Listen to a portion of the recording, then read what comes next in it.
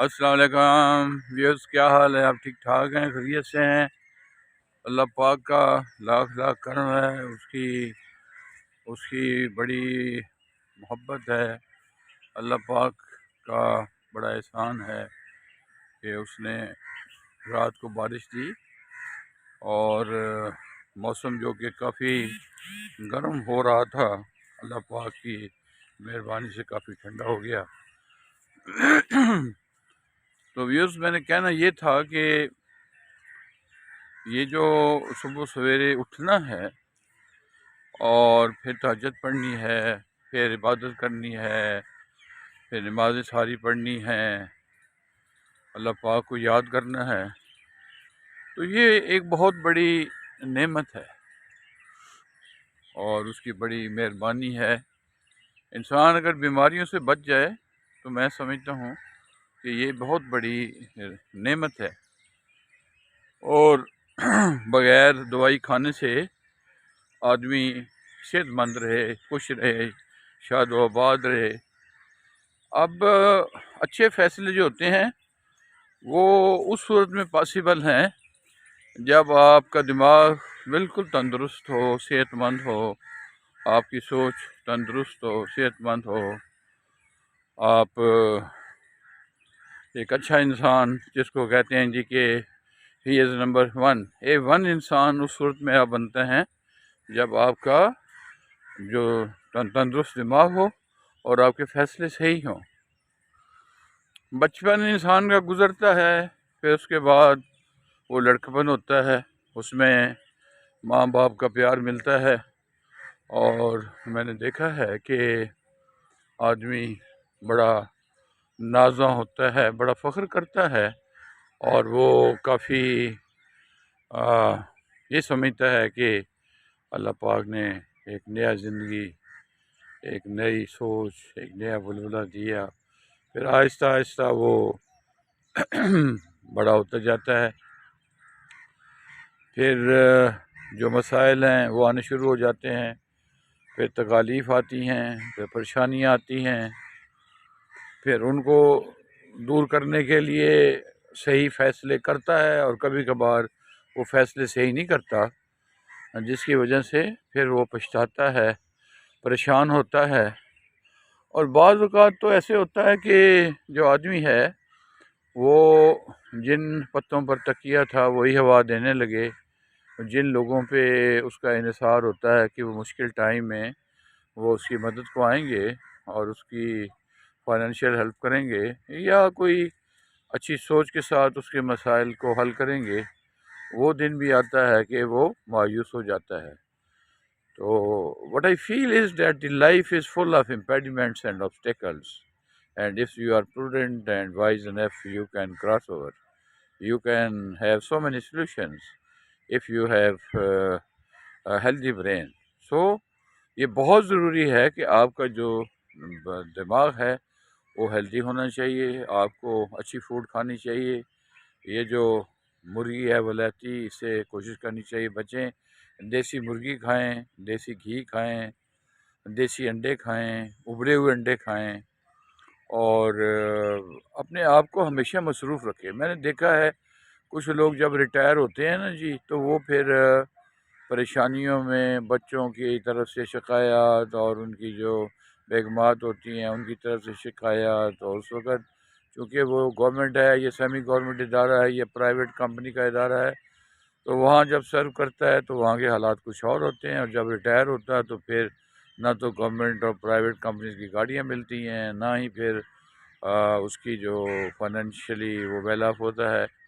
तो बहुत ज़रूरी है कि सबसे पहले ये है कि इंसान जो है अपने माज़ी को भूल जाए और प्रेजेंट पे तवज्जो दे और फ्यूचर को फोकस करे और अपने टारगेट डेलिनेट करे, फिक्स करे, ठीक है ना जी। जब वो टारगेट फिक्स कर लेगा तो फिर उन टारगेट को पूरा करने के लिए उसकी कोशिश ये होगी कि मैं थोड़े से थोड़े वक्त में वो चीज़ बन जाऊँ, वो काम कर जाऊँ, वो इस तरह से अपने आप को सेटल कर लूँ कि जब बहुत बुढ़ापा आ जाए तो आपकी ज़िंदगी में तकलीफ़ ना हो। तो मैंने ये देखा है कि लाइफ मैनेजमेंट हमारे कंट्री में तो बिल्कुल है ही नहीं। 2016 में मैं कनाडा गया था और फिर 2019 में कनाडा गया। तो अल्लाह पाक का करम है कि यूएसए का विज़िट वीज़ा, मल्टीपल वीज़ा अल्लाह पाक ने दे दिया। और अब जो बायोमेट्रिक्स है कनाडा के वीज़े की वो भी हो गई है। अब सिर्फ उन्होंने पासपोर्ट लेना है और उसको स्टैम्प करना है। तो इंशाअल्लाह ताला अगले साल ज़िंदगी रही तो कनाडा की विज़िट भी और यूएसए भी जाऊंगा।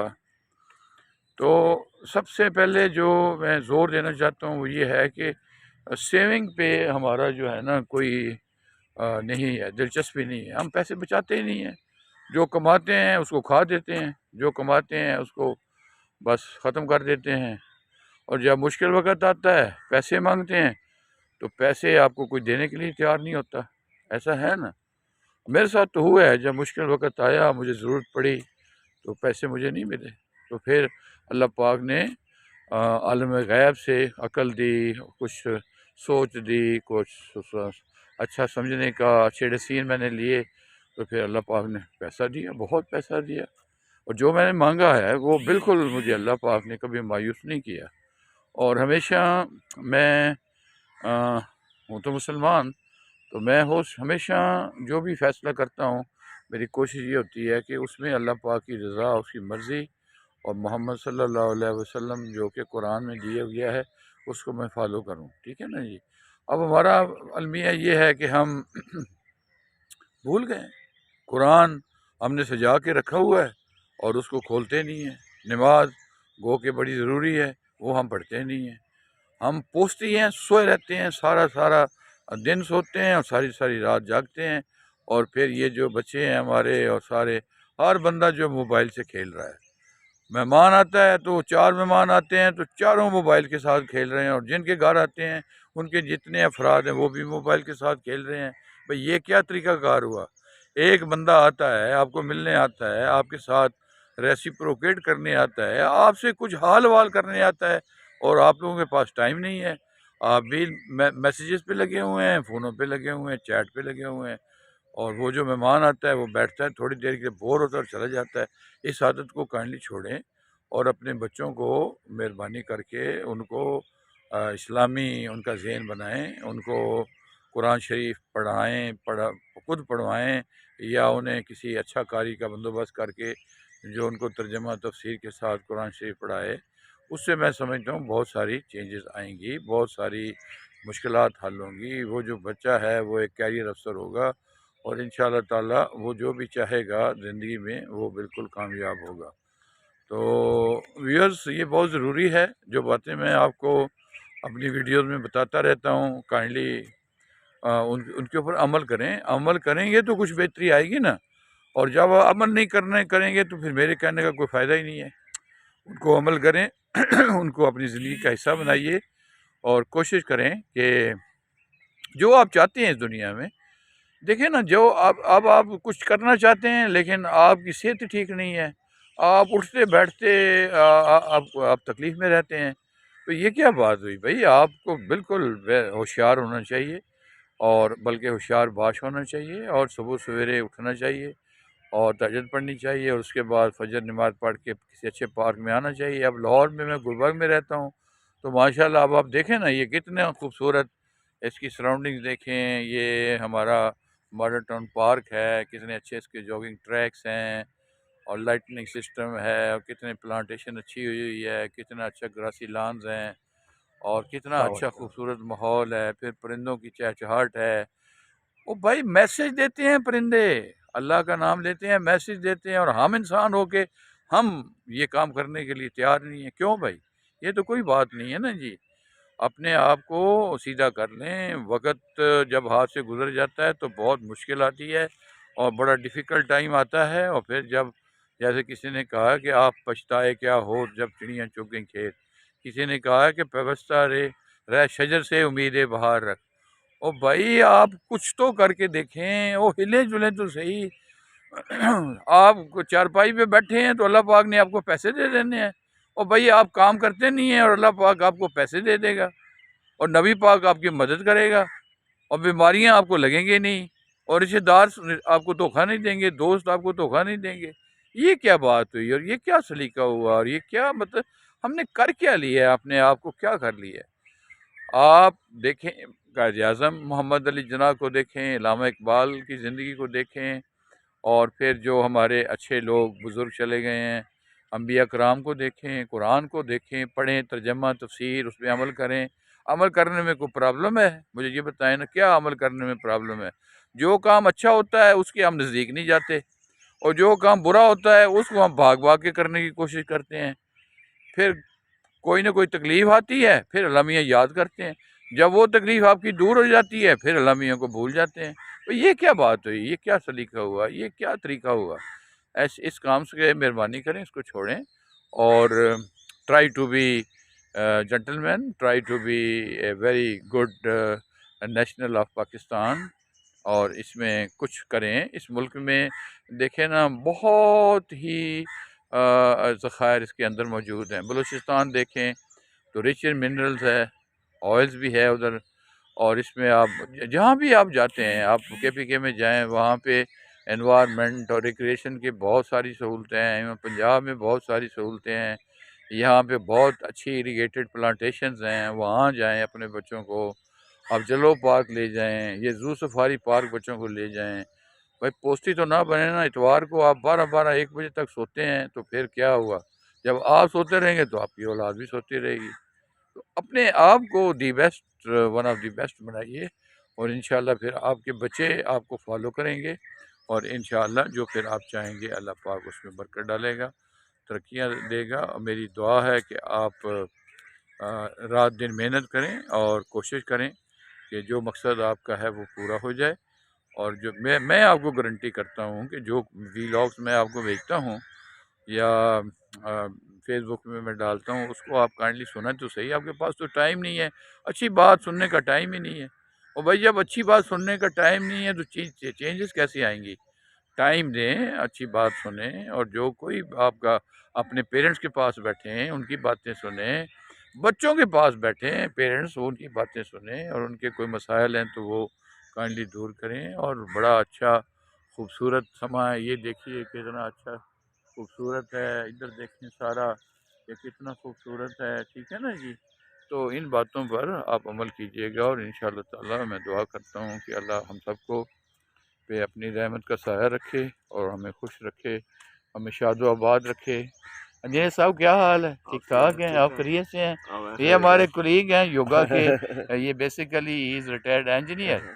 तो लगता ऐसे है जैसे 20-25 साल के ये हैं। ऐसी बात है। और सर को मैसेज दे हमारे व्यूअर्स को ना, कोई आपकी ज़िंदगी का निचोड़ है तो बताइए। जिंदगी का निचोड़ ये है कि सबसे ज्यादा इम्पोर्टेंट सेहत है, हाँ। और इस पर तवज्जो दें, और जल्दी छोटी उम्र में देते बजाय के मेरी उम्र में आके जो है योगा शुरू करें। उसका नतीजा ये निकलता है कि आपका हार्ट और ये चीज़ें जो है बहुत जल्दी हाई ब्लड प्रेशर, आप ऐसी बीमारियों में मुब्तला हो जाते हैं। तो एक्सरसाइज जो है वो मेरे ख्याल में आदमी को बचाती है।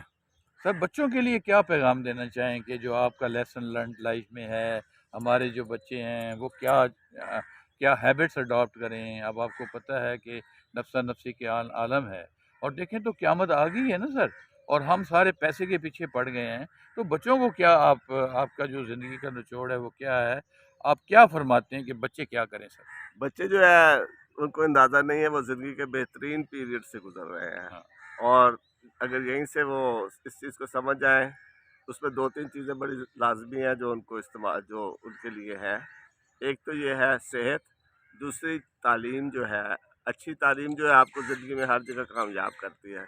और ज़िंदगी में अच्छी वैल्यूज़, अगर आपके पास अच्छी वैल्यूज़ नहीं होंगी तो आप जो है किसी न किसी जगह पे जो है आप नुकसान उठाएंगे। और आपके पास अच्छी वैल्यूज़ हो, अच्छे आपने जो है मतलब सच्चाई और सदाकत और उसके साथ खड़े रहे हो, तो ज़िंदगी में आप कामयाब रहेंगे। सर आपका बहुत शुक्रिया, बहुत बड़ा अच्छा रहा, और ये चलो मेरे व्यूअर्स को बड़ी बातें पसंद आएंगी सर। चलो और आप वैसे भी बड़े नेक आदमी हैं सर, और आपकी बातें आपने मैं मुझे एक्सटेम्पोर करा दी, मुझे अच्छी तो बात है सर, होता है एक्सटेम्पोर है, ये आपकी दिल की बात निकली है ना जी। तो बात वही होती है दिल में जो असर रखती है। तो जो एक्सटेम्पोर बंदा बात करता है ना सर जी, वो असर रखती है। और इस पे मैंने आज अपने वीलॉग में सर लोगों को बताया है कि उनको सुबह सवेरे क्यों उठना चाहिए, तहज्जुद नमाज क्यों पढ़नी चाहिए, नमाजें क्यों पढ़नी चाहिए, योगा एक्सरसाइज क्यों करनी चाहिए, क्यों ज़रूरी है, ठीक है ना जी। वालदैन के लिए औलाद को क्या करना चाहिए और वालदैन औलाद के बारे में क्या सोचें सर। तो ये तो you are a gift of God, आप आ गए तो आपका मैसेज इंशाल्लाह जाएगा मासिस को सर। तो अल्लाह पाक तेरों तरक्कियाँ दे। अच्छा जी, थैंक यू, बड़ा अच्छा रहा। इंजीनियर साहब हमारे बहुत प्यारे दोस्त हैं, उनकी बातें आपने सुनी हैं और बड़े समझदार हैं, बड़ी अच्छी इन्होंने ज़िंदगी गुजारी है।